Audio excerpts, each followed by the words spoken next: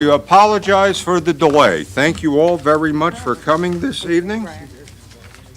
All righty. And can we rise for the invocation by Pastor Scott Mims from the Good Shepherd Lutheran Church? Welcome. Thank you. May we pray. Almighty God, you have given us a good land as our heritage, a community of great potential and promise, a city whose prosperity and future have been placed into the care of women and men elected and appointed to positions of leadership and responsibility. We ask that you would bless, O God, all who serve Virginia Beach with their time, their abilities, and labor. We pray that you would be with all who speak tonight, who out of their passion and care for the betterment of our community have come. We ask that you would guide those who make decisions on behalf of our common life, especially those present tonight. May they accomplish in their work the spirit of wisdom and integrity, charity and justice. Lord, we pray that you preserve us from all discord and confusion, and that you would guide this night. We ask this in your holy name. Amen. And if we can say the Pledge of Allegiance. I pledge allegiance to the flag of the United States of America, and to the republic for which it stands, one nation, under God, indivisible, with liberty and justice for all. Thank you. Do we have the roll call? Yes, sir, all present. All are present. Okay, could I have a motion for the certification of the closed session? So moved. Second. Okay, vote is open. By a vote of 11 to 0, you have certified the closed session to be in accordance with the motion for recess. Okay, vote to certify the minutes of the informal and formal sessions of February 19th, 2019. Do I have a motion? So moved. Do I have a second? Second. Vote is open. By a vote of 11 to 0, you have approved the minutes as submitted. Okay, I'm going to open a public hearing on polling place change, Trentwood Precinct to the Great Neck Baptist Church. Any speakers? No speakers. Okay, in that case, the hearing is closed. Okay, Mr. Vice Mayor, can we get the consent agenda? Mr. Mayor, I move for approval under the consent agenda the following items. Item I-1, ordinance to amend City Code Section A 10-1 regarding Trentwood Precinct polling place to Great Neck Baptist Church. B 36-85, 36-86, and 36-158, allowing electronic manifest and taximeters and taxi cabs. Item I-3, ordinance to authorize the acquisition of .18 plus or minus acres of land from Oakwood and Lakeside Associates regarding Burton Station Strategic Growth Area Project. Item 6, which is a resolution to direct the city manager to consider opportunity zones as a major factor in the capital improvement program, noting that's consent to defer till April 2nd, 2019. Item 7, resolution to support the city's local commitment and administer the Virginia Department of Transportation Alternative Set-Aside Program for FY 18-19 and FY 19-20. Item 8, ordinance to accept and appropriate $19,393 from the Virginia Department of Criminal Justice Services to the Virginia Beach City Public Schools FY 18-19 operating budget regarding employment of a school security officer. Item B, $30,000 donation from King's Grant Presbyterian Church to the Department of Human Services and transfer funds within Human Services FY 18-19 operating budget regarding construct a playground at 3432 Virginia Beach Boulevard for children temporarily in custody of Human Services. Item 9, ordinance to create one new full-time position in the Continuous Quality Improvement Division of Department of Human Services and transfer $78,434 within Human Services FY 18-19 operating budget to assist with human rights investigations. So move, Mr. Mayor. Do I have a second? Second. Vote is open. You need to open the vote. Maybe not. 1 second. It's Morse code. Go ahead, it's open. We got it. By a vote of 11 to 0, you have approved the consent agenda as read by Vice Mayor Wood. Okay, we will now move forward with the agenda. I want to remind everyone that the City Council speaker policy that allows certain representatives of groups to speak for 10 minutes applies only to planning items and items where a public hearing is required by state law. As to all other items on the agenda, each speaker, whether speaking individually or on behalf of a group, will have 3 minutes to speak. Also, when speakers are called on each item, the clerk will call for those individuals who have signed up to speak after those who have signed up to speak have spoken. The chair will then ask if there are other persons who wish to speak on that item at hand. Those speakers will be allowed to speak and will be asked to give their name, address, and telephone number for the clerk for the record. Okay, we are ready for the first item, and that would be Cavalier Shores. Okay, I guess it would be, was it an Amendment A, or, you know, just the first one, or? Yeah. Okay, call the speakers. So Can we do the whole number 2? Should we do the whole number 2? we have speakers that have signed up on A, B, and C. Okay. But most people have just signed up under Cavalier Shores. Okay. Mr. Moss? Just a question, because if people are limited in what they speak for, and these could be separate votes, are these in fact separate items? I'm just asking. Well, They can be subject to separate votes. They are separate ordinances that have been in the agenda. So yes, they can be subject to 3 separate motions. So if we've advertised it then as 3 ordinances, by our other ordinances at 3 minutes per item, A, B, and C, I'm just asking for the interpretation, or we're just overruling what the rule has been and limiting people to 3 minutes. I'm just trying to figure out what our obligation well, I think we do have a speaker that requested to speak on each item. So, you know, therefore, in consulting with Rod Ingram, I think we'll be allowed that. So let's just go by A, Amendment Code Section 21353 and 21354, Residential Permit Parking Program first. So most speakers have just signed up under Cavalier Shores. Oh, So they can I did just- do that? Yes, except for one speaker. I'm just amenable, I'm Yeah. just trying to make sure that we Okay. weren't short-circuiting. All right, since people have signed up accordingly, but we will certainly allow people the, opportunity to speak on each one when that time arrives. Fair enough? Thank you. Okay. The Thank you, first- John. Sorry, the first speaker is John Everling, and then the next speaker will be Ron Pearson. John Everling. And then the next speaker will be Ron Pearson. Go ahead. I'm sorry. But that's okay. Okay, welcome. Hey, great to be here. How you doing?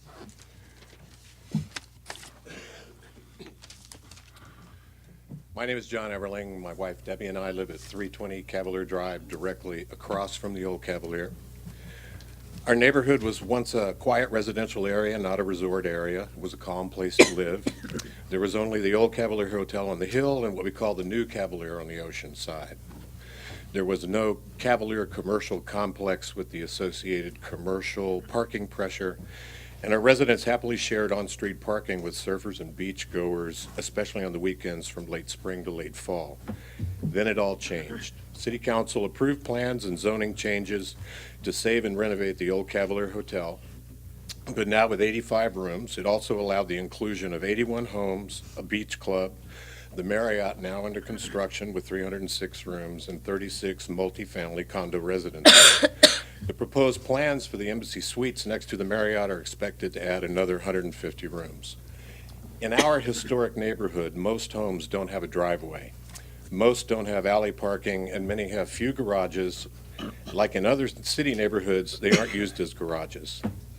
We can't park on the unique brick sidewalks, and single-family housing density is increased up to 50% due to the many historic carriage houses in the neighborhood. All of this makes the demand for on-street parking intense and is the only option for many homeowners. On February 28, 2018, the new parking reality hit hard during the 2 weeks of pre-opening hotel tours. The parking garage was full, Cavalier Shores landside was locked up with parked cars, and as soon as a spot freed up, it was filled. Valets at the hotel and new wait staff are telling people to park in our neighborhood. Another like event is coming. 2 years ago, homes on the walkway were the focus of the 2017 Historic Garden Week tour.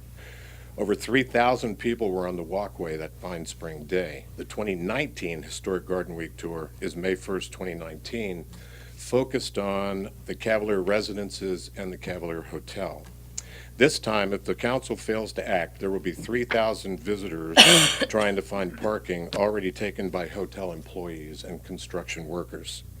You, the City Council, approved a project that includes 3 hotels with approximately 541 rooms, 7 restaurants, 4 pools, a spa, distillery, and 36 multifamily condo residences. And you voted for a massive commercial activity adjacent to what was once a small, quiet neighborhood without listening to our concerns. Today's construction worker parking pressure is just the beginning of the incoming tidal wave of pressure for Cavalier Complex residents, their guests, hotel guests, and employees. City Council created this Pandora's box, and we need City Council action to help us deal with the complex and immediate issue. Thank you for the time. Thank you very much.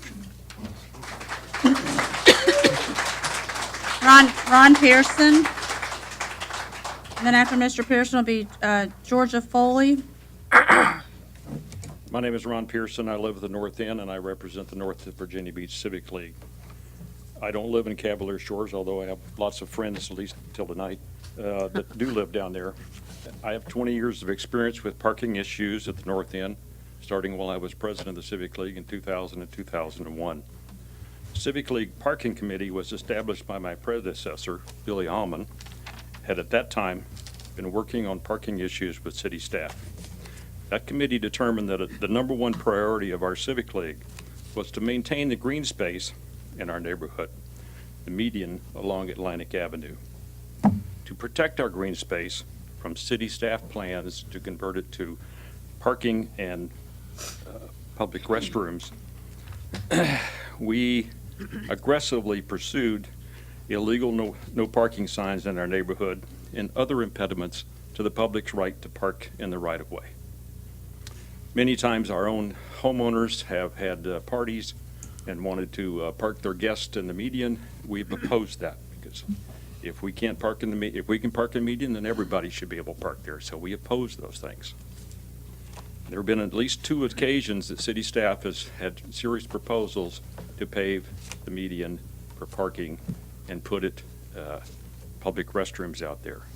We already have a lot of pressure on parking because of the conversion of single-family homes to duplexes in our neighborhood, and there's nothing either you or I can do about that. That is baked into the cake. So we also realize that due to the unique character of our neighborhood, means that some houses had no parking availability, including some houses in Cavalier Shores. We worked with city staff 20 years ago to develop a process where if you had unique circumstances where you could not park on your private property, it would develop a parking pass, a public parking, private parking place, adjacent to your property, and put a city-developed sign on there so as to delineate that from the illegal parking signs that proliferate in our neighborhood from time to time. That process had worked for 20 years. So those people in Cavalier Shores either have private parking in their alley, or they have the opportunity to develop a private parking place in front of their house. Virtually everyone at the North End lives with the public taking up most, if not all, the parking spaces during parts of the year. However, for most of our neighborhood, this phenomenon happens about 24 days a year, weekends during the summer. We've consistently opposed any permanent fixes to this temporary problem. Since there are proposals to have the construction workers park in the new parking garage this summer. Thank you very much, sir. Time's up. Appreciate it. The next speaker is Georgia Foley. And then after Ms. Foley will be Guy Tower.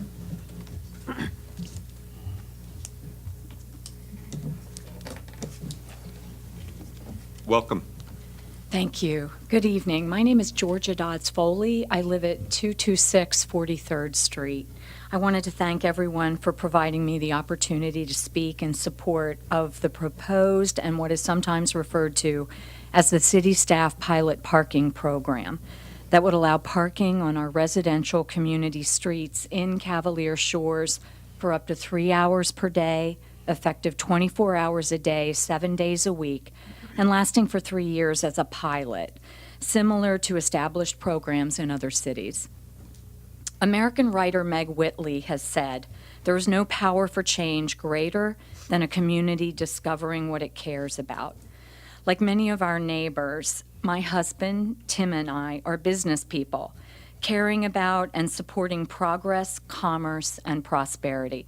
We take seriously our role as community partners, both with private sector businesses as well as the city. For example, so many of us in Cavalier Shores make conscious and concerted efforts to patronize the newly operating Cavalier Hotel and other nearby establishments. To us, flourishing business is literally success for us all. In addition, we're happy to share our neighborhood and the community surrounding it. In my mind, there's probably no clearer example of that than our annual grand illumination every December. Yet progress, commerce, and prosperity should not be at the price of sacrificing the residential character, charisma, and charm that Cavalier Shores is known for now and hopefully will be known for in the years to come. We don't think the very fabric of our neighborhood should be forsaken over an admittedly complicated parking situation in which a recent Virginian pilot article notes, "If you move, you lose." The term neighborhood means different things to different people, but there are commonalities I hope we can all agree on. The opportunity to create and sustain a home, not just real estate, but family friendliness and neighborly connections. The feel of being there, welcoming, hospitable, safe, and secure. Collective pride, so everyone reaps benefits of the locale, but also is accountable to the greater community. And attractions and services such as the beach, local businesses, and other amenities for residents and others alike. This is Cavalier Shores to us. We care about and want to preserve very special attributes and feel confident that you do too. Please partner with us on what we all care about, a neighborhood and community that supports change and growth, but with compromise and balance, building on history, but focused forward. Thank you very much. Thank you very much. Guy Tower. After Mr. Tower will be Mike LaGulia. Welcome. Thank you, Mayor Dyer, members of council. I live on 43rd Street. That's my house right here, right in the middle of the block. This photograph was taken at noon on Friday, February 15th of this year. Just get your coordinate. That's what our block looks like, and that's a very typical day. I'm here to support the pilot program. That's item 2B on your agenda. My wife and I have lived, she's lived at the North End virtually all her life. I've lived here 40 years. We've always wanted to live in Cavalier Shores. Unlike a lot of my friends who've lived there many years, we've lived there only a couple of months. We just moved in. I just thought I'd share an experience that we had when we were doing some renovations on the house that we bought. We made appointments with an electrician and a painter to come and look at the property. A few minutes after the appointed hour, we got cell phone call from the painter. This happened twice. I won't tell the story twice, but it happened exactly the same way twice. A few minutes after we the appointed hour, we got a cell phone call from the guy. He says, "I'm sorry, I've driven around your neighborhood for 10 or 15 minutes. I can't find a place to park. I don't see any point in me coming because I couldn't work in your neighborhood. I couldn't find a place to park if I can't get my truck in there." That happened to us twice, and I'm sure it's happened to other people. That's kind of what we deal with on a day-to-day basis. This is a unique problem. I mean, it's a unique neighborhood. It's historic. It is one of the most desirable neighborhoods in the city, I think, or I wouldn't be there. So I'm a little biased, but I think other people would tell you the same thing. And it's a unique problem because we are smack up against this massive development. It's not unlike other cities that have universities or large medical complexes, and the neighborhoods are impacted. And in most progressive cities, the way it's dealt with is a project just like the one you have before you to ease the impact of those cities. I urge you to do the right thing here. You have a unique ability to solve this. It's a problem that you, council, your predecessors in some cases, largely created, and I think it's your responsibility to help us fix this problem. Thank you very much. Thank you very much. Mike Legilia. And then after that, it'll be Ginger Caps. Hey, guys. Hey, good evening. How you doing? I'm doing okay. I know you guys are tired of looking at me. I keep coming down here, and even you guys keep changing, and you know. It's the same old problem. I mean, you know, it's, first off, I'd like to get everybody to stand up that's with our group, please. These are voters, okay? The North End, they really don't have a dog in the fight. We don't want to see anybody, you know, cover the whole beachfront with concrete either. You know, every so often, staff will drag that plan out and say, well, if you don't do this, we're going to cover that with concrete. And that's just, it's not fair to use that tactic in this particular situation. We don't want to put, and number one, we've got R 7.5 zoning, they've got duplex zoning. You know, we're a higher level than they are.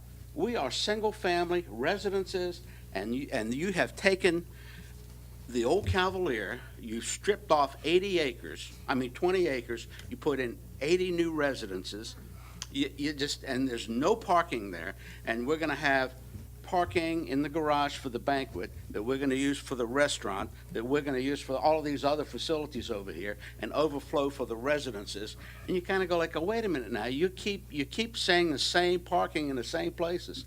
When I came in here in the beginning, I said, at least put another story or two on the garage. Oh, no, that'll keep us from getting a 5-star hotel. Hey, you know, there's no 5-star hotel up there, but the parking is just atrocious. And the pictures, you know, that some of you guys show up with, I looked out in front of my house, I got 7 spaces in front of my house. There was 1 space available. That's the way it always is. I'm lucky if I can get one out there or not. I can't ever invite anybody over. I don't have any place to put them unless I pull over on my grass and, you know, do all of my weird shenanigans that that I have to do. So what do I want? I want the 7 days a week and not 5 days a week.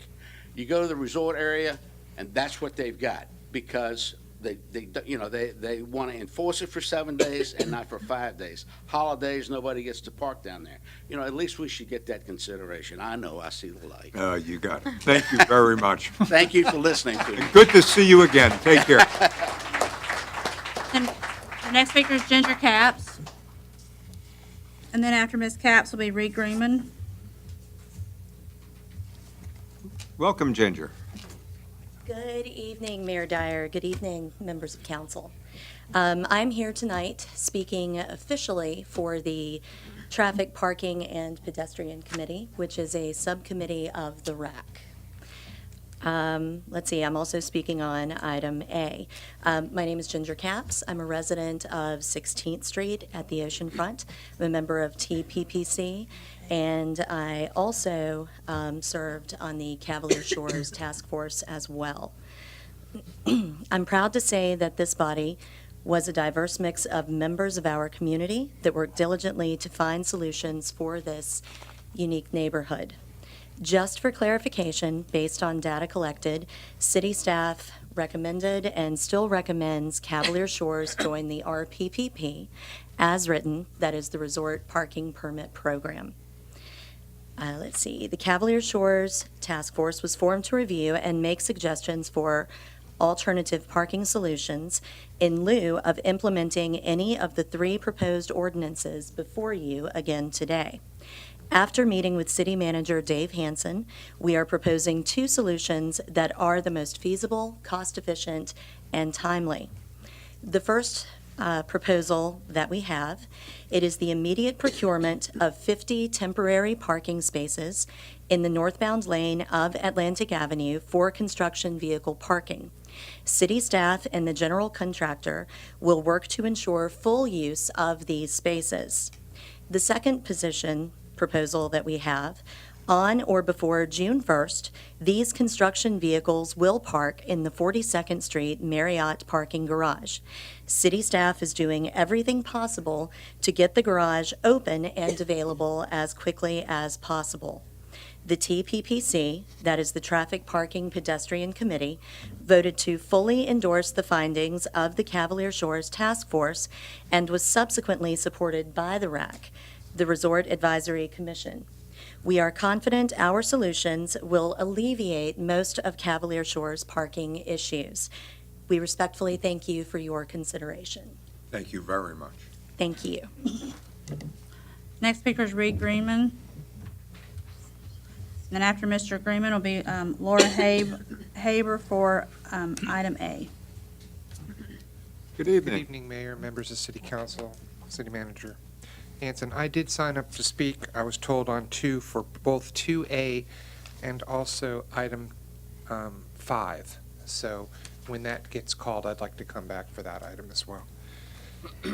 While we were talking about all of this parking, one of the things that David Nygaard said in his remarks about what he wanted to do was to make sure that we had uniform standards for everyone and that we had a parking system that applied the same to everybody in the city. And I kind of like that idea. So what I'm a little disappointed in, and my remarks are directed towards tonight, is not this pilot program or the fact there's inadequate parking, but that we have this special little program where 3 people have personal private parking on a public street. That's not uniform, that's not consistent, and it doesn't really make any sense. And Mr. Moss talked with Mr. Hanson and put out a lot of information on Facebook that revealed the process or lack of process by which these 3 special little exceptions were provided. I was disappointed to read Mr. Hanson's recommendation that we simply just retain these special private parking permits for 3 people in the city while everyone else in Cavalier Shores is suffering with this problem. I would implore you to go back and reconsider that decision, Mr. Hanson, and do what Mr. Nygaard suggested. Come up with a common policy that affects everyone equally.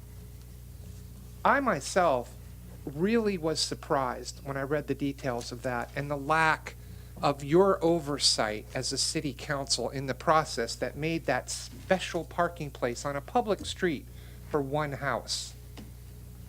Now, we could go into the details about the individuals and their connections to people on this council or other people and how that may have affected the decision for these 3 exemptions. But I implore all of you to go back and reconsider that. And if you're going to make a policy for parking consistent, there's no right to those people to have public or private parking on a public street. Go back and revisit that issue, rescind that permit, and set up a process that makes it fair for everyone if you're going to do that. Thank you. Thank you, Reed. The next speaker is Laura Haber, and this is for item A. And then after Mr. Haber, Mrs. Haber will be Bobby Woodard on item B. Welcome. Good evening. Good evening, Mayor, Vice Mayor, and City Council members. My name is Laura Hubbard, and I'm here representing the Resort Advisory Commission on items A, B, and C. Let's talk about A. Unfortunately, our chairwoman, B.J. Bauman, is with a family medical issue. Our thoughts and prayers are with her this evening. I do want to refer you to your council package and our letter dated February 28th, 2019. Paragraph 2, the RAC has not changed its position in opposition to Cavalier Shores' special exemption request made in November 2017 to the change of the RPP program, evening hours, enforcement times from 8 p.m. to 5 p.m. Supporting documentation is attached in letters written February 7th, 2019, January 31st, 2019, November 1st, 2017, and August 31st, 2017. We want to reinforce Mrs. Capps' recommendations from the Cavalier Shores Task Force for alternative parking, and we support the 50 spaces on Atlantic Avenue and the speedy opening of the Marriott Garage. We are confident our solutions will alleviate most of the parking issues. Our resort advisory commissioners would like to thank Mrs. Warren and Mr. Hanson and all the city staff for their work with us to make these alternatives a reality. And as you make your decision tonight, I hope you will consider the work and success of this resort parking permit program. No one is lost on the effect of construction has had on the Cavalier Shores neighborhood, and I hope you will resolve a solution that has enduring value to neighborhoods, businesses, the resort, and to every citizen. Thank you. Thank you very much. Thank you. The next speaker will be Bobby Woodard. Good evening, sir. Good evening. My name is Bobby Woodard, and I've lived on 43rd Street with my family for 19 years. We've enjoyed the small town and historic feel of our neighborhood, but I have been concerned for the future of our neighborhood as the parking and the traffic woes have exploded. Without your help, the charm of our neighborhood will deteriorate as construction of the Cavalier Hotel continues and the use of this property expands. I am here with my neighbors to support the city staff pilot parking program. This type of effort to protect the integrity of a neighborhood from commercial encroachment has a precedent in a ruling by the U.S. Supreme Court. Back in the 1970s, a residential neighborhood called Aurora Highlands in Arlington, Virginia, witnessed a similar problem develop in their community. Just bordering their residential zone of 100 homes grew the office complex of Crystal City. The hundreds of employees who took jobs there noticed the open and free parking in the Aurora Highlands neighborhood, and they did what anyone would do. They started parking on the streets of the neighborhood. The Aurora neighborhood became a satellite parking lot for the business district. Fortunately, the County Council of Arlington came to their defense and instituted parking restrictions in their neighborhood. Of course, it did not end there, as employees of these businesses formed a group and sued the Arlington County Council. The commuters alleged that these restrictions were discriminatory against them. The county lost at the local level and on appeal to the Virginia Supreme Court. But upon appeal to the U.S. Supreme Court, the county council won a unanimous decision that they could zone public streets to protect the distinctive characteristics of residential neighborhoods, and that this was not in violation of the 14th Amendment regarding equal protection. What are the take-home points of this interesting piece of history? 1, parking restrictions on public streets to protect the distinctive characteristics of a residential neighborhood are legal and not discriminatory. In their court case, the county council wrote that the restrictions were put in place, and I quote, to reduce hazardous traffic conditions, to protect those districts from polluted air, excessive noise, and trash caused by commercial vehicles, to protect the residents from unreasonable burdens in gaining access to their residences, to preserve the character of those districts as residential, to promote efficiency in the maintenance of those streets in a clean and safe condition, to preserve the value of the property, and to preserve the safety of the children, the pedestrians, and the peace, good order, comfort, convenience, and welfare of the inhabitants of the county. This is all we ask. The residents of Cavalier Shores are asking for that. We're asking for help, not just for us, but for the generations that follow. Businesses do matter, but they don't trump the interests of the people who happen to find themselves adjacent to the expanding waistline of a business enterprise, in our case, the Cavalier. 2, and most importantly, this case shows us that the county council came alongside the residents of the 100-home community and invested the resources to fight for the integrity of Aurora Highlands. Thank you, sir. All the way to the U.S. Supreme Court. Can we not expect the same from Thank our you, city sir. council? Appreciate it. Thank you. Mr. Mayor, Yeah, you want to talk to him? I want him, I would like, sir, Sir, would you, sir. would you mind providing a copy of that to the city clerk? And I would ask the city attorney if he could download the full opinion of the Supreme Court. I'd like to read that. Thank you. Thank you. So the next speaker will be Laura Harb. This is on item B. Thank you. Get it to him.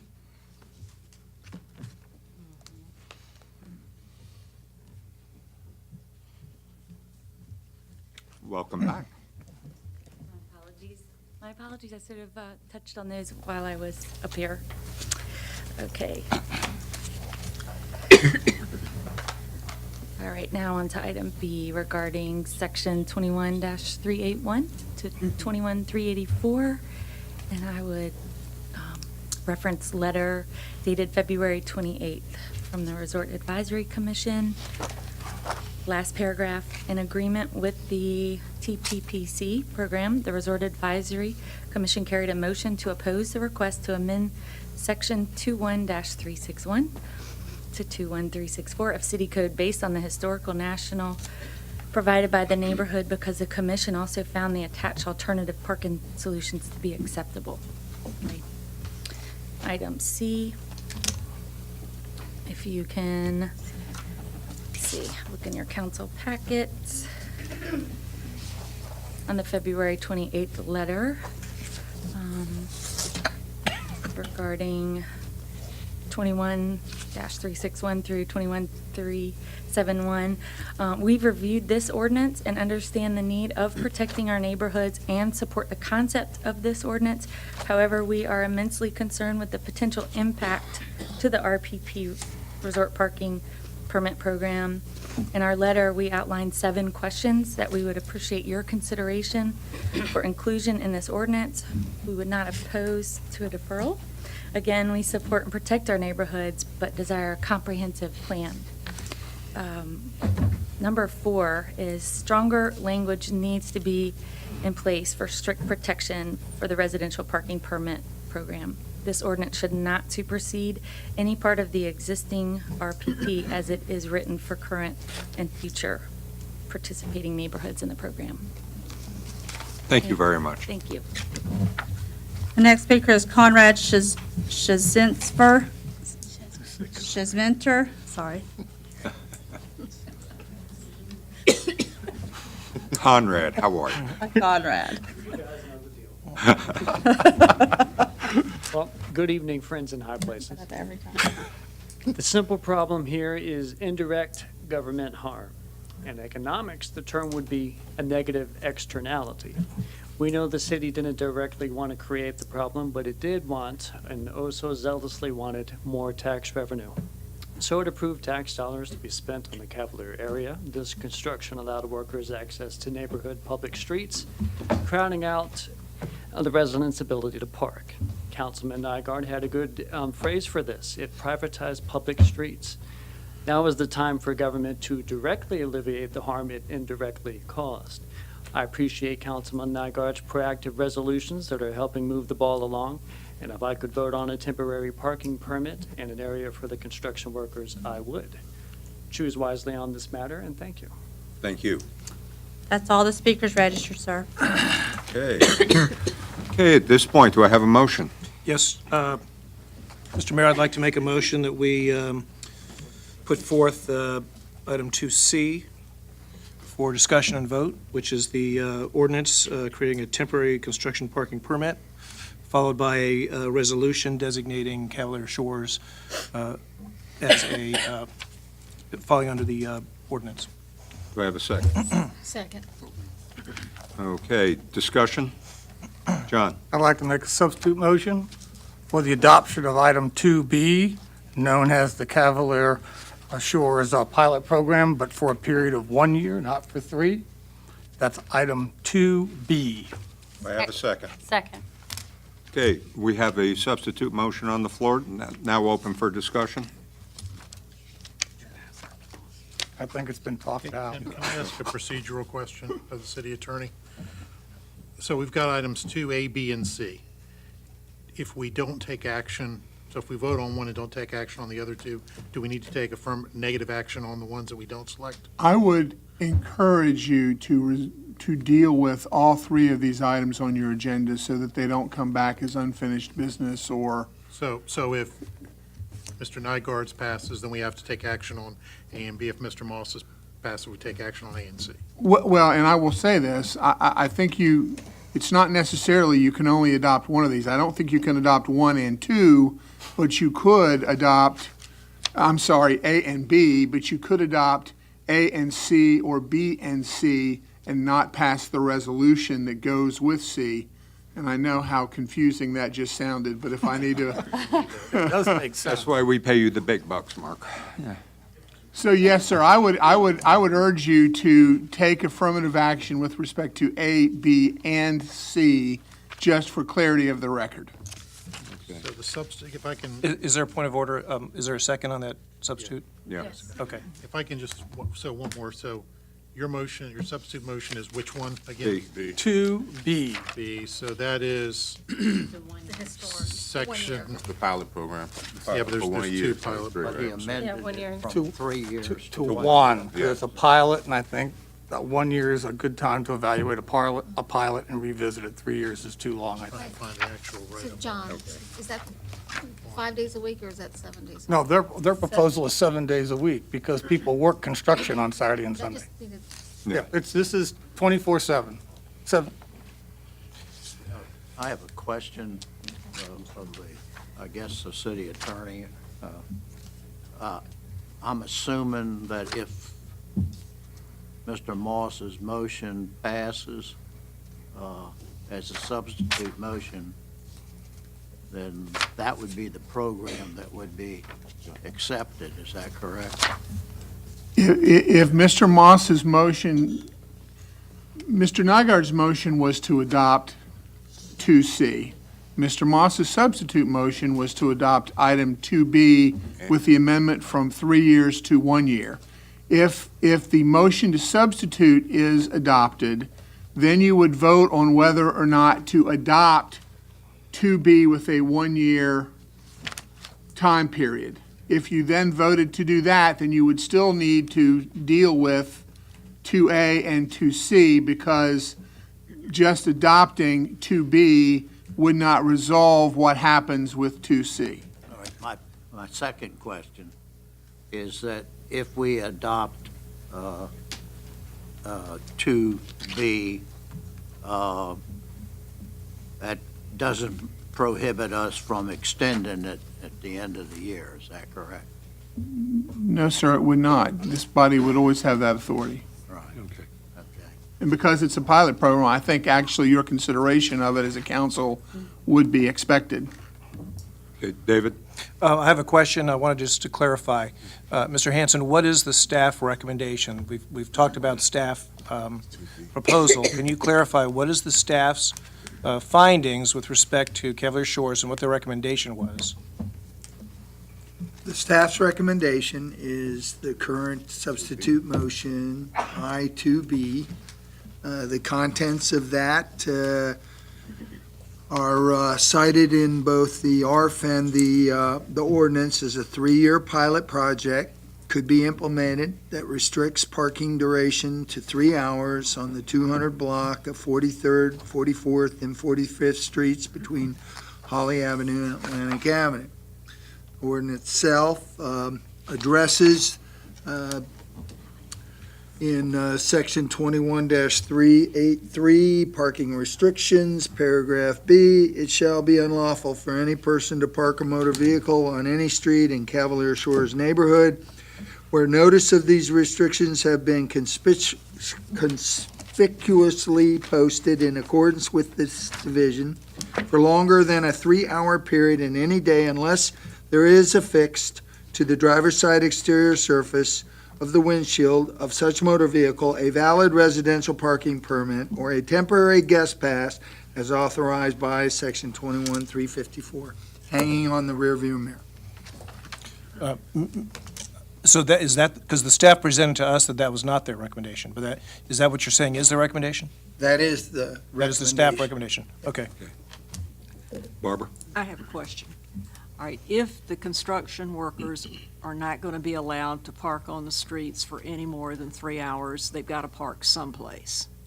So is the fact that they are going, will we then be looking at the proposal about using that construction lane in Atlantic Avenue and the 34th Street Marriott Garage as soon as it's ready for contemporary or for temporary occupancy? Because the construction workers are going to have to park someplace. So are those two things a part of this motion? John? I didn't make it part of our motion because I believe the city manager, because I've had great discussions with the city attorney, which I'll talk about later, has the administrative authority without our action to take those actions. And what I heard from him, no matter what option we adopted, those were actions he was going to take to provide parking. I hope I got that close to correct. Mr. Hanson? I wouldn't be so bold as to take it that far, Mr. Moss, knowing how the council wants to be a part of important decision-making. But it would be my hope that you would hear what the residents want, as well as the RAC and the Transportation Committee, and it would be my hope that I would get reassurances that if I took that action to preserve the construction workers' ability to be adjacent to the work, and that I would work diligently with my inspection staff to get them that engineeringly acceptable temporary occupancy permission approval, so that we can open up that street as soon as possible and get them inside the work site. I made my Mr. Wood? Okay. I made my motion with that intent, but I didn't state it because I knew he would. But I would confirm that our resolution adopts the policy that you plan to do to provide the parking. Because I understand the part Mrs. Henley's raising. Okay, Mr. Wood, then Mr. Reffs. Okay, so basically then, the main difference then between David's and John's is, David's has 3-hour period in a day, but it does not have weekends or holidays. So And- that's the, And the other part deals with construction. This deals with both the residences who live in the residency places, deals with the employees, and deals with the guests at the Cavalier Hotel as well. And that's, Aaron? Okay, Barbara? I was looking at it the same as Jim Wood. It appears to me that the only difference between B and C is one is 5 days and one is 7 days. but not correct. Well, that 3-hour limit of parking on the street is for anybody, whether they're a construction worker or an employee or a beach visitor. It's 3 hours that applies to everybody. So is the only difference between those two things, one's 5 days, one's 7 days? May I? Yes, please. That is one difference, but Mr. Nygaard's proposal Also applies to the whole city. is an ordinance that applies throughout the city whenever this council by resolution designates that area as meeting the requirements for designation of a construction residential area. Right. But the other differences that you've identified, the 5 days versus 7 days, that is another distinction. And the pilot program is more restrictive in that it is not just limited, well, as with respect to who the permits can be issued to park. Pardon that, speak that. The permits, the only permits that will be issued under the pilot program, as I understand it, are to residents, rather than to others who might be able to get it under the construction permit process. Residents and their guests, okay. Right. Okay, anybody else? Are we ready for the Let me vote? just- Okay. So it's residents and their guests, or just residents? They can get a special pass for this. I would just refer you to the specific language, which I would rather read than interpret.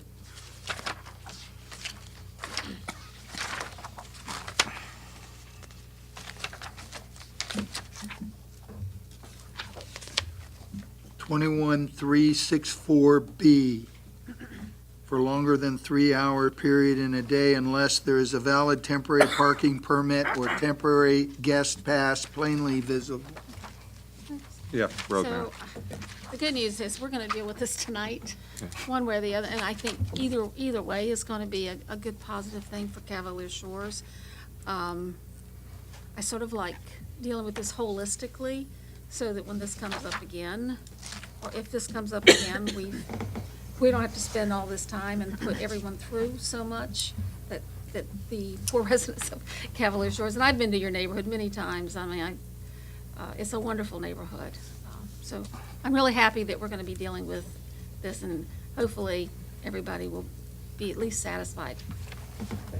Okay, anybody else? Okay, the vote is open on, What's the vote on? We're oh, voting. we were voting on the To Moss, accept the You're voting to accept this, whether or not to accept Substitute the motion. substitute at this point. Well, now we're voting whether to, and then we'll vote on the substitute if we accept it. Itself. Right. We're voting on John's, right? No, to To accept be. the substitute. to be. To accept. By a vote of neighborhoods. 8-3, you've accepted the substitute motion. Okay, Okay, so now we have to vote on, now we got to, now we vote on the motion? now we vote on the motion. On the substitute motion. David voted.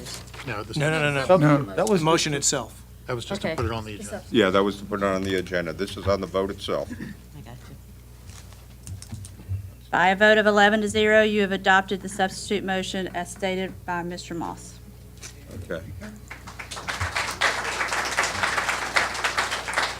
Okay, now we have to confront A and B. Okay, No, A and C. A and C, A and C. Mr. Mayor, Yes. I move that we deny item 2A. You doing both? Do I have a second? Second.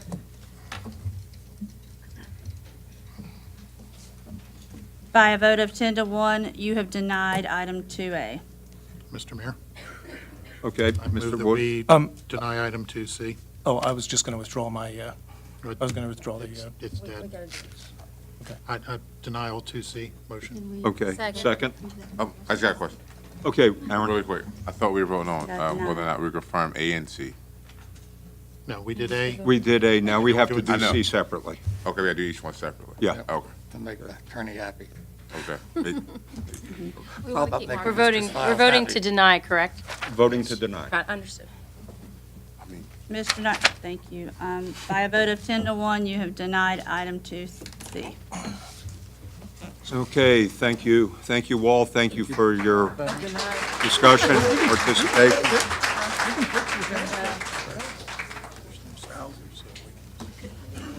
I really am disturbed that this is a misunderstood vote. the what? I'm disturbed that this is a misunderstood vote, because the speakers were asking for it to be permanent. Well, 3 years. What? No, they No, were, we did 1 year. that Oh, yes, that but, Supreme Court Yeah. case was a permanent Okay. action. correct. Do item 4 next. Yeah, is there a speaker? But I'm very clear There's about. a speaker on 4? No, there's not a speaker on 4. I don't know that Number you are. 5. Are we deferring? No. Yeah. They expect it to be permanent.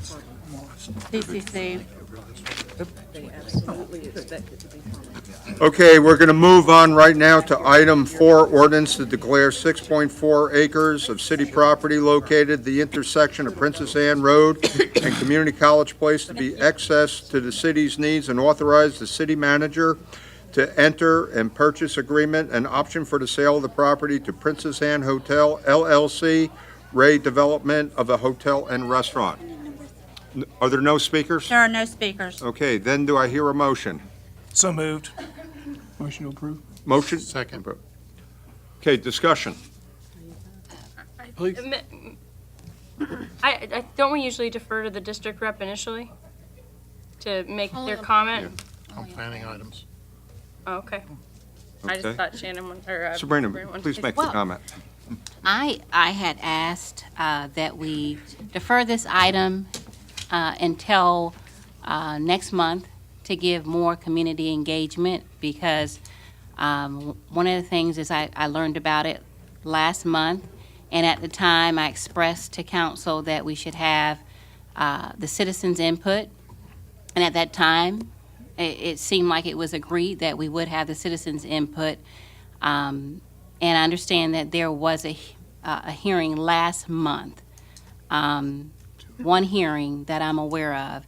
And I put the information out, talked to some residents, and either they were unaware, and I heard a lot of opposition against it. So I was asking to defer it at least until next month. One of the reasons is because I'm having a town hall on it, so that they can get more information and provide feedback. And that was my request. Yeah, John. Well, as they say on C-SPAN, if the gentle lady from Centerville representative is willing to make a substitute motion, I'd be happy to second that. So I could make a substitute motion to defer it until next month. Second. Okay, Close that. vote on the substitute? April 4th? Okay. Excuse Oh, wait a minute, no, we have discussion first. Um, Reopen it. So is there a reason that we should move forward today or to wait as far as the developer is concerned? May I? Yeah, Mayor, please. Members of council, I recall for your attention that following studies conducted in 2015, we issued this RFP in May of 2017. We followed that after opening up the bids and talking through that. An executive session with the city council in September of 2017. We were free to negotiate terms, which took a while because we needed to get that winning bid in line with the vision of the council along that strip. And in December of 18, we reached the terms that were agreeable to both the city and the developer. We scheduled and presented a public briefing to the city council in informal session on February 5th. We followed that on February 19th with a public hearing that was properly advertised. And I don't believe we had any speakers on it to confirming confirmation from the city clerk. And then we waited until the next formal meeting to present this ordinance today. This process began with the city meeting with TCC and their real estate foundation and discussing the use of this. We have buy-in from the community because there are absolutely no hotels in this reach of the city to support our aggressively growing Princess Anne Corridor, Lansdowne Commons, the medical village with Centerra's investment, CHKD, LifeNet, Operation Smile. We have no hotels to support our academic village of TCC, Norfolk State, ODU. We have no hotels in this region to support all the athletic complex competition that we have invested heavily in to develop here in the Princess Anne Commons.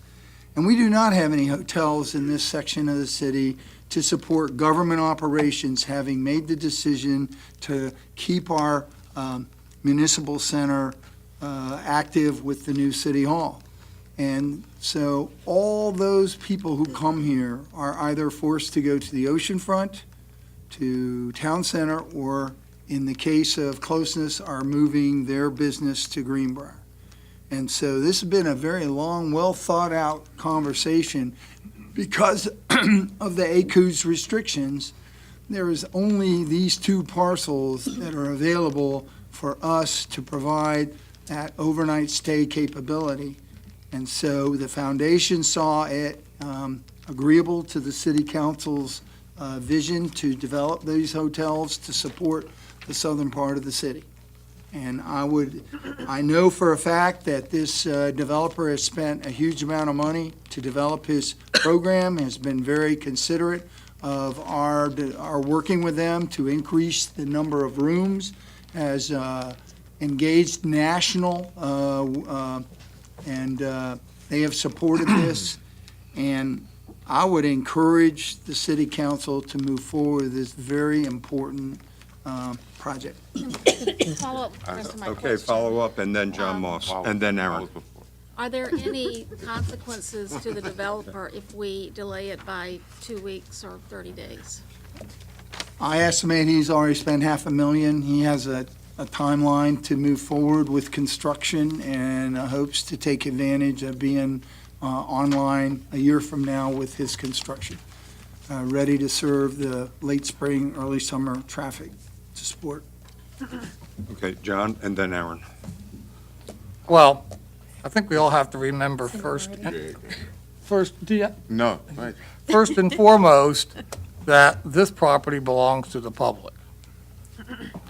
And if the argument is, or the merits are as strong as suggested and as portrayed by the city manager and representing the views of the developer, then I'm sure that a delay of 2 weeks or 30 days isn't going to materially change what the public says, but it's to give us an opportunity for the councilwoman who represents that district to share those facts and address those concerns and get the community to buy in. Now, we have lots of public hearings, and guess what? People get home at 6 o'clock at night. I'm sure they're turning on this to watch it, is their first thing that they're doing. And I'm sure that half the people don't even get the newspaper. I think their circulation is about 175,000. So it's easy to believe that until it gets out, that people, while legally being notified, do not meaningfully be informed. And so that's true. Now, does that mean that means all the time we should delay and delay and delay? I think the city manager makes a good point that when people have a sweat equity, there's kind of a moral commitment, which I think is what he was addressing, to give due consideration to his viewpoint. But at the same token, in the end, we work for the residents of Virginia Beach and the people that put us here, and we have to have due consideration that they think maybe they have a perception that we're moving faster. I would prefer 2 weeks, not what, I think you made a good point, and I would hope that the gentlelady there could think that 2 weeks would be sufficient, but I do think her point is on merit about having an opportunity to reach out to people, to win them over, rather than walking away thinking, once again, no one listened to me, I got on the railroad track and they ran over me. And so I think that's the perception we have to avoid.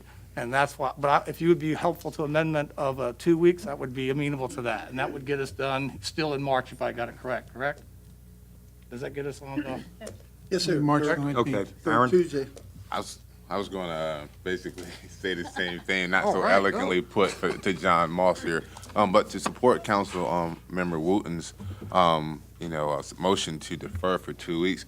I think here you have a newly elected official who like to get to know her district more as well, and our responsibility is to the people. While we have a commitment here and the process has been thought out, and a lot of hard work has been put towards this, and I'm inclined to support it, I think we always should allow the public more input when we talk about developing, and more particularly when we have a council member here who's asking for more public hearing. This is something I think we all should incline to ensure that our public and that transparency is constantly always upheld. So. We all must be on the same wavelength on this side of the dais. But I was effectively going to say what Councilman Rouse said. As a district representative, we have a unique perspective into our district, and I think it's incredibly important that if the Centerville district representative wants more time to deliberate this and needs more time to reach out to the people she is directly responsible for representing, then we, as her peers, have a responsibility to support that. And I would just ask that whether it's a 30-day or a 2-week deferral, whatever Council Lady Wooten would prefer, that we support that. I think that's important. Okay, David and then Sabrina. I think the wavelength might be traveling across here. I also, as a district representative, I think that we need to defer to the district representative when she asks for additional time to have public hearings. I think, like Councilman Rouse says, I think it has merit. I think it's a good project. I like the overall approach. But if Ms. Wooten would like a delay and deferral for either 2 weeks or 30 days, I would tend to support that. Okay. Sabrina. And I don't, my perspective as it relates to economic development, I believe in economic development. And I look at my district, I would want the best for the district. But what I would like to do, because some of the comments and the feedback I received was about traffic. How is it going to affect the citizens in that district? So when I'm asked that, I have to be able to give them that information so that they understand how it's going to affect where they live. They live there, they reside there, and it is incumbent upon me to make sure they have all the information that they need. Again, as I stated, economic development is a great thing to have, but you also have to make sure the citizens understand what's taking place before that decision is made. and that's all I ask. Okay, Louis? Council lady, would you amend your motion to a 2-week delay? 2 weeks will be fine. Second stands. And let me say, I applaud Council Lady Wooten for her initiative and, caring. And, I was the Centerville rep for 14 years, and this is a great, noble project, and I would hate to, have it on a split vote. Yeah, I think this has a potential, and I think once the merits come in, and just to prove that we're going to be good neighbors going forward, and, and I appreciate, that, the developer took a lot of time, and this has been in process since 2013, and, this is a valuable project, not only to the Centerville District, but to the city of Virginia Beach, as we really look to bolster that area as we go into sports marketing, as we go into the biomedical development out there. We got OpSmile, we got TCC. And, a lot of folks do, go to, Chesapeake, and they go out to the ocean front, and, this would also be in proximity to our city hall there. So I think a fair compromise in an effort to build consensus on this project, would be in order at this time. When this project started out, this was actually in the Princess Anne district. It's been going on that long. I don't think there's any dissension. We'll be glad to give it a 2-week deferral. Let's just vote. Okay? Okay, the vote is open on the substitute. By a vote of 11 to 0, you have accepted the substitute motion.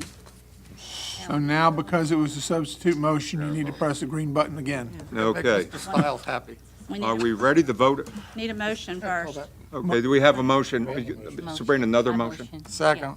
Okay, vote It's is a open. motion to defer till March the 19th of 2019. Is that the right date? Right. That is the correct That date, is yes. correct, yes. We'll call this. By a vote of 11 to 0, Stiles you have maneuver. approved the motion to defer this item until March the 19th, 2019.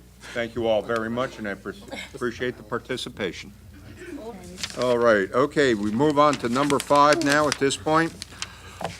Ordinance to transfer $250,000 from the Tourist Investment Program Fund to the Convention and Visitors Bureau operating budget and authorize city manager to execute a sponsorship agreement, RA something in the water. Do I have a motion? We have speakers. Oh, speakers? Oh, my apologies. That's fine. The first speaker is James Gotti. And then the next speaker will be Mary Lynn.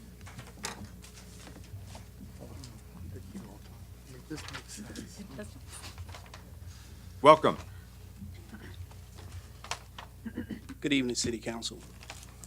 My name is James Gotti. I'm Director of Artist Relations and Operations at Gotti Music Firm. Our firm advocates for creativity within the Hampton Roads community. Our office is located in Norfolk, Virginia, 5750 Chesapeake Boulevard. I can be reached personally at area code 917-678-0241. Tonight, our community of entertainment is asking Virginia Beach City Council to vote yes in assisting with Something in the Water 3-day music festival that's scheduled to take place Beach Weekend. This yes vote of council will enhance and improve Beach Weekend and give our community a better start. This festival has gotten the attention of major labels, promoters, and music business executives. Many have stated that our community has no market for music festivals or concerts. Please vote yes and be that lighthouse to our neighboring community and others that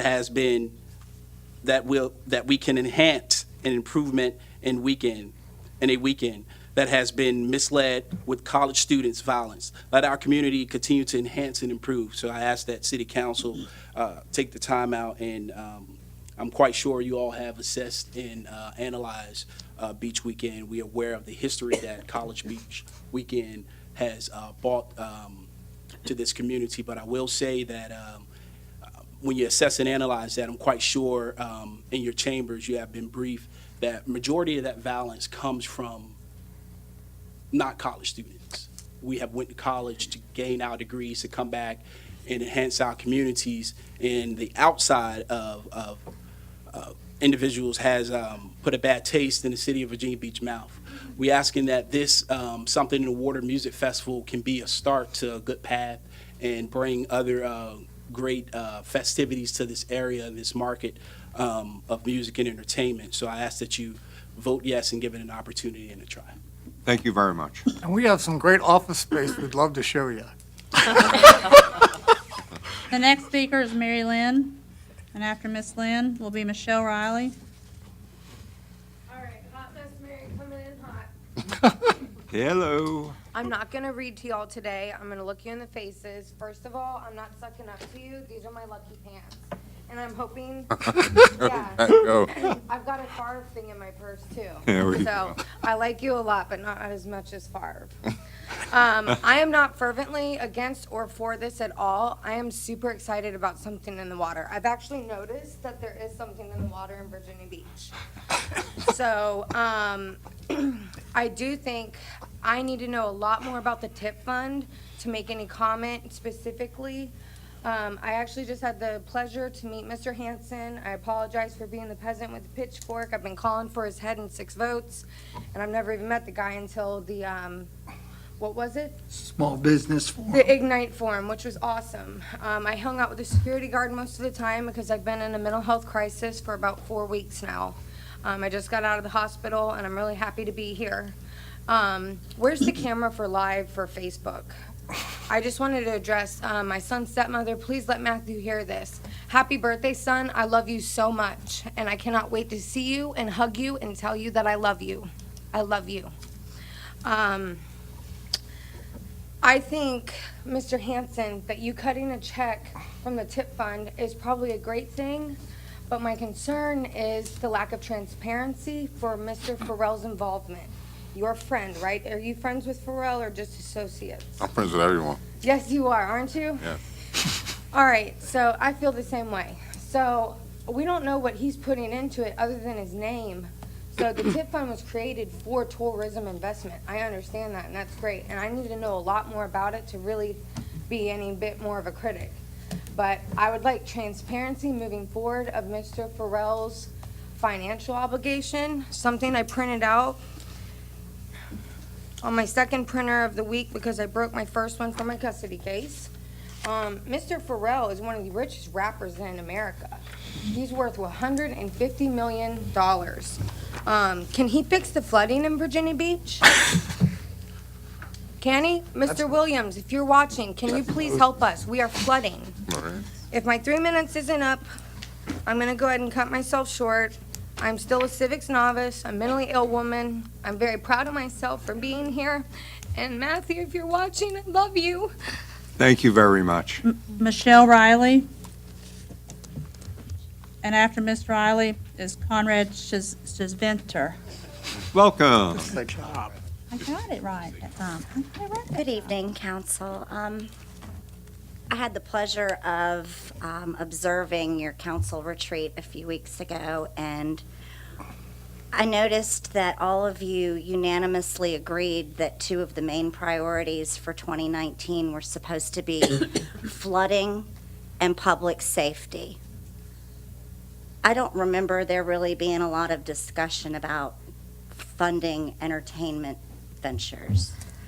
I think we all know that College Beach Weekend hasn't exactly had a great reputation, unfortunately, and I completely agree that we probably need to create some kind of positive diversion to keep people from getting in trouble.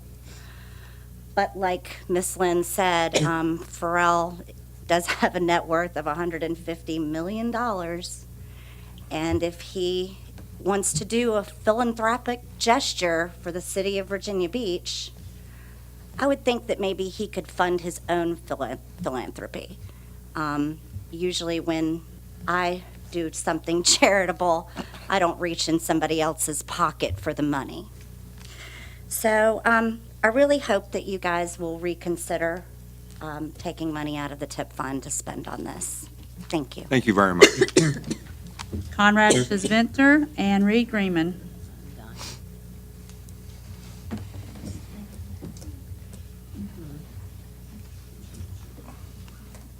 Hi again. Now, I am a passable poker player. No, I know the rules. I know I'm taking my own money and strategically betting it in order to possibly rake in more. And when you look at it, City Council is an 11-person poker table. They at times authorize the tip fund dollars, taxed dollars to help finance cool events like the Neptune Festival or possibly the marathon races or other music weekends.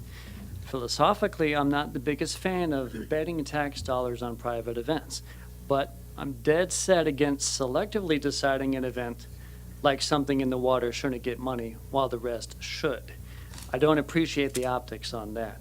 However, I do appreciate Councilwoman Abbott's transparency on this, and I especially appreciate Councilman Rouse's leadership in efforting this event forward, and choose wisely on this matter. Thank you, guys. Thank you very much.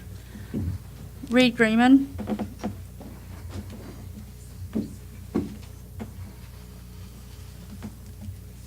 evening, members of City Council. Welcome back. Thank you. I'm under no illusion that this vote is going to be a unanimous yes, and I understand the reasons for that unanimous yes. However, I really would like to remind you that it's not the function of this body to provide entertainment for people or to throw them parties. There's better uses for this money, and yeah, the tip fund is still tax money. We could even argue the merits of the tips fund and whether we should even have that money siphoned off instead of going into the general budget and you guys deciding the right priorities. My issue with this entire process goes back to the fact that once again, you haven't allowed enough time. And I really love, Sabrina, that you wanted to give a little more time to think about it before you decided on the decision earlier. The artists that were announced, you've only had that information for a few days. After a few days of my due diligence and Michelle's time looking up all those artists and listening to their music and studying what messaging they have and understanding what it is you're about to give our tax money for, you haven't had enough time to do your due diligence on the lineup. And lastly, you guys are stewards of tax money. You're giving $250,000 for what? Do you have any metrics for return on investment? Are you requiring any kind of controls over that money to know how that money is being spent? You're just handing that over along with use of one of our best assets in the city, our $200+ million convention center, our employees. Guys, at the very least, you could have a plan for how that money is going to be spent to ensure that you get some type of return on investment. Yeah, we need to do something different during Beach Week, but you really are not doing your due diligence with this $500,000 and one of our best assets in the city. There should have been more plans presented to you, and I would just encourage you, and I know that that's not the way it's going to go, but before you make these decisions, put a little more work in there. What are we getting for $250,000 when this could have been financed by the private sector? I happen to think it's going to be successful, but that isn't the point. The point is it's not your job to throw parties for people with our tax dollars. And if you do, find out what you did with the $250,000, because that's a lot of money. Thank you. Thank you. That's all the speakers, sir. Okay, Mr. Hanson. Yes, sir. Mr. Mayor, Honorable Mayor, and members of council, I received an email today from Ron Lafitte. For those of you that are familiar with the production team, Ron Lafitte is basically Pharrell's manager and has been tasked by Pharrell to be the overall executive lead for the production, talent assemblage, and brand assemblage associated with Something in the Water. He is reporting that their company, along with the brand sponsors, have already spent over $15 million putting together this program with this level of entertainment and the activations that we're going to see all across the beach from the convention center up to the oceanfront.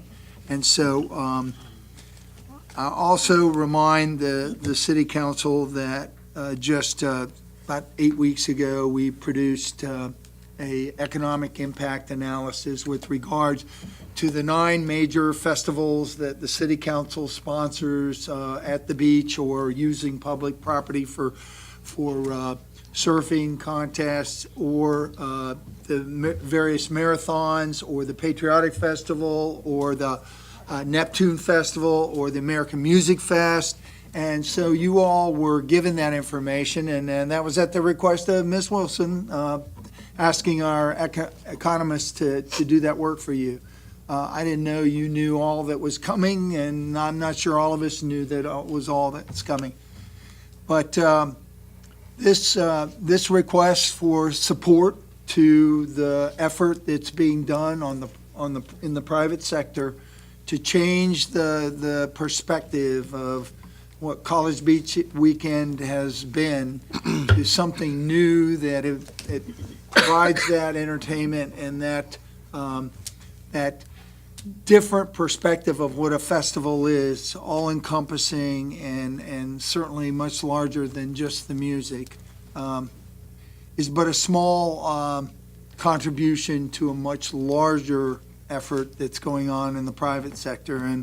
And I'm saying this because, Reed, you brought up the point, and I don't think you all understand the ratio of private to public and the commitment there. But I don't know that we're taking a chance as much as I think we're taking a calculated, we're making a calculated choice to change the culture and change the dynamic of what otherwise is not a really healthy outcome of the past. And I appreciate you all letting me speak. Oh, thank you very much. Mr. Nygaard.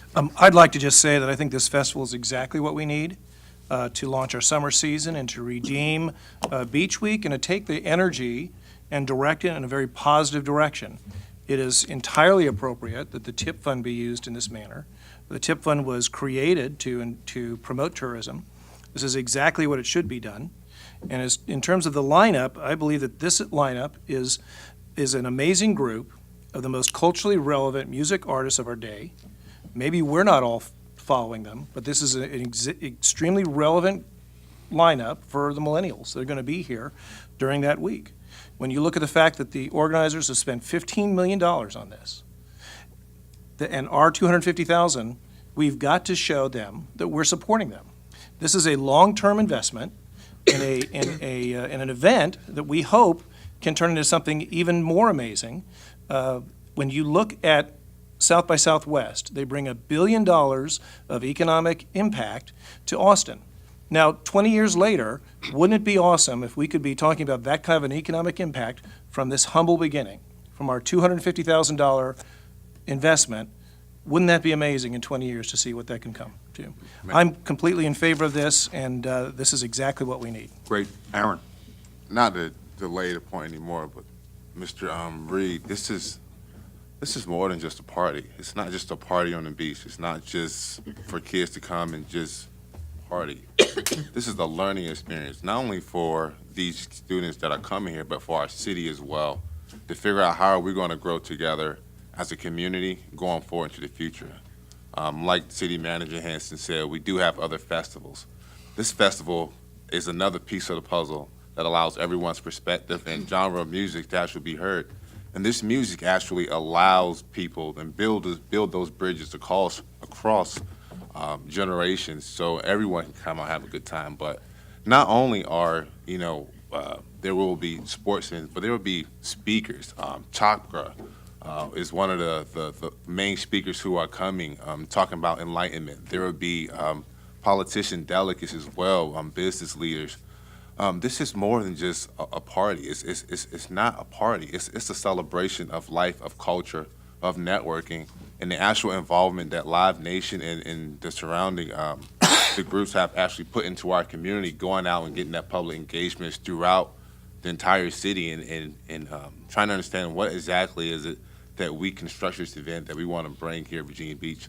And safety is one of the utmost importance. I cannot tell you the safety measures that are going to be put in place to ensure that everyone has a good time, but everyone learns here, and this will put Virginia Beach on the map in ways that our tourist dollars, where we invest our tourist advertisement program, cannot do. Our return on this investment will be really high. So with that, I motion to. Okay, Move to approve? Someone made one, I thought. yes, we did have a motion. We did have a right? motion. Okay, David made fair. one. We already Yeah. had Oh, wait, I know. Yeah, okay. All right, just real quick. No Okay. motion? we had, No, We had a The city motion. clerk is we saying had, there's no I had motion. not had a There was no motion. I move that Okay, we, motion. I move that we go ahead and use the money from the TIP fund. Second. Okay, thank you. And just a brief thing, we have been meeting since October on this, and through adversity, find opportunity. That staff, and I'm sure that our liaisons, Aaron and David would agree, are extremely professional. And this is going to be an opportunity for many people to come out to our beach and neither discover or rediscover, one of the best natural assets we have as a city. Thank you. Are we, John? I just want to make mention, I asked all the stuff, and I'll post on my Facebook, all the different things we already sponsor. I think the real issue is not that we shouldn't sponsor, because we should. I think the issue is we don't have a good way of capturing the cash flow that comes from it to reimburse the unrestricted general fund for budgets that don't come, expenses that don't come from the tip, like police and fire. That's what we need, not to, the festivals are great, but we lack is a methodology to capture, to repay ourselves for our investment and replenish the budget, and that's what I'm going to be working on. Thank you. Call the question. Mayor, Yes, sir. and just in the economic analysis, when you saw the direct, indirect revenue streams, and you saw the expenses, we had measured all the police, public safety, public works support. So those factors are built into that. Right, a but little you bit. never see how the budget is re-baseline, anticipating the revenues from future events, which drives down the demand for budgeting unrestricted general fund revenues when we adopt the budget, and that's where you're putting your money where your mouth is. Okay, vote is open. By a vote of 11-0, you've adopted the ordinance to transfer the money. Okay, we don't have any appointments tonight.